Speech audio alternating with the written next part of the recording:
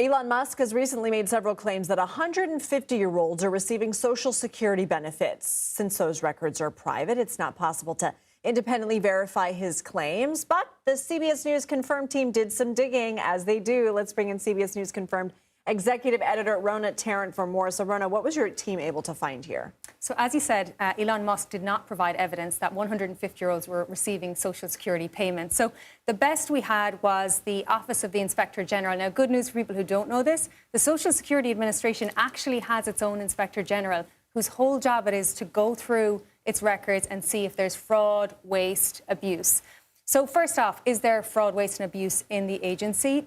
Yes, they did a report basically looking at 2015 to 2022, I should say. They looked at all of the payments and they found that less than 1% were overpayments. So this was payments to people who got more money than they should have gotten. So not a huge amount percentage-wise, but still $72 billion, people can argue. The other thing was, how many people can we see in the system that are over, 100 years old or 150 years old? Now, we couldn't find any evidence of payments to 150-year-olds from these reports. Okay. There were about 19 million people back around 2023 who were born in 1920 or before who didn't have death records in the system. So they just weren't updated for whatever reason. Now, 44,000 of them were still receiving payments. But there was no evidence given that any of them were 150 years old. Now, crucially, there is an automatic system within the Social Security Administration. They started bringing this in a few years ago. When you reach 115 years old, it cuts off your payments. What could Elon Musk and President Trump be referring to here? So this is really interesting. Elon Musk posted a screenshot of a database over the weekend, and people have had a lot of fun trying to figure out what this database could be. Now, this database claims to show evidence of people over 150 years old receiving payments. Now, there are two theories. We spoke to some experts, and there are two theories that seem to be the most plausible.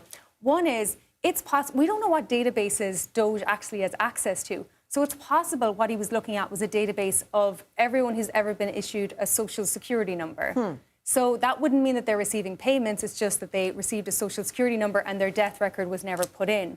Another one, which is a little bit more wonky, but it also seems to be a little bit plausible, is that the Social Security Administration uses a very old programming code called COBOL.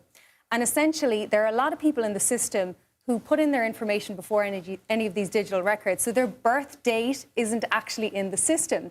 So if this old programming language doesn't have your birth date, it defaults your birthday to 1875, which would make you 150 years old this year. So that is one possible explanation. But we have said we have reached out to the White House and the Social Security Administration for any kind of evidence of this, and so far they haven't given it to us. What is the Social Security Administration doing to crack down on fraud? So they work a lot with local governments. They cross-check their databases. As I said, there's also an Office of the Inspector General whose whole job it is to go through their payments and make sure that they're updated. They've also brought in new systems, for example, that system of cutting off payments at 115. Also, if you reach over a certain age, now I don't know what age that is, but they start checking if people are still using their Medicaid benefits. So this would give some indication as well. Rhonna Tarrant, thank you. Thank you.